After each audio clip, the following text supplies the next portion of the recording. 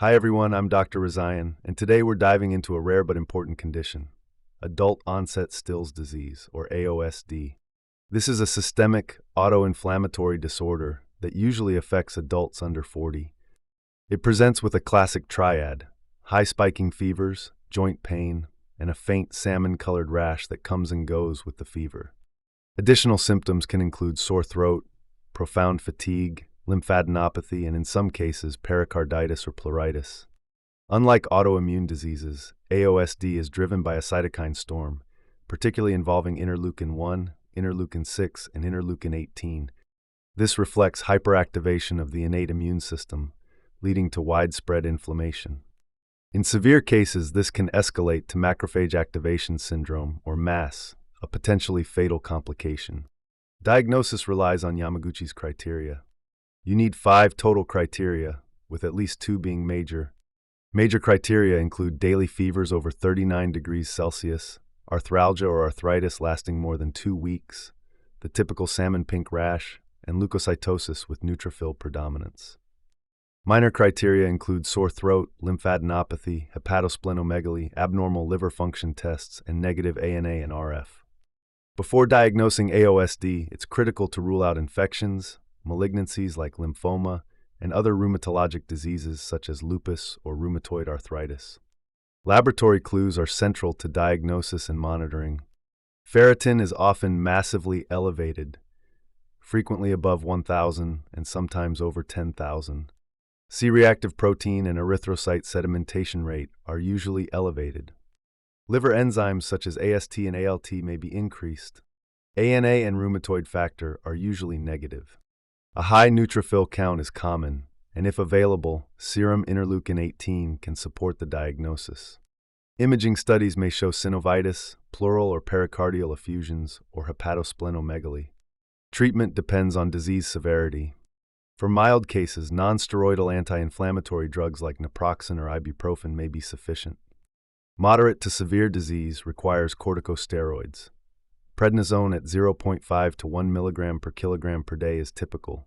In cases needing rapid control, intravenous methylprednisolone pulses may be used. Steroid-sparing agents like methotrexate at 15 to 25 mg per week are effective, especially for joint-dominant disease. Biologic therapies have transformed outcomes in AOSD. IL-1 inhibitors are often first-line among biologics. Anakinra is given at 100 mg subcutaneously every day. Canakinumab is dosed at 150 mg subcutaneously once a month. Tocilizumab targets IL-6 and is dosed at 162 mg subcutaneously weekly, or 8 mg per kilogram intravenously monthly. Emerging therapies include JAK inhibitors such as tofacitinib and investigational IL-18 blockers. JAK inhibitors such as tofacitinib are emerging treatment options for adult-onset Still's disease, especially in refractory or biologic-resistant cases. They target multiple inflammatory pathways involved in AOSD, including IL-6 and interferon signaling. While promising, their use remains off-label and is supported by limited studies and case reports. Ongoing monitoring is essential.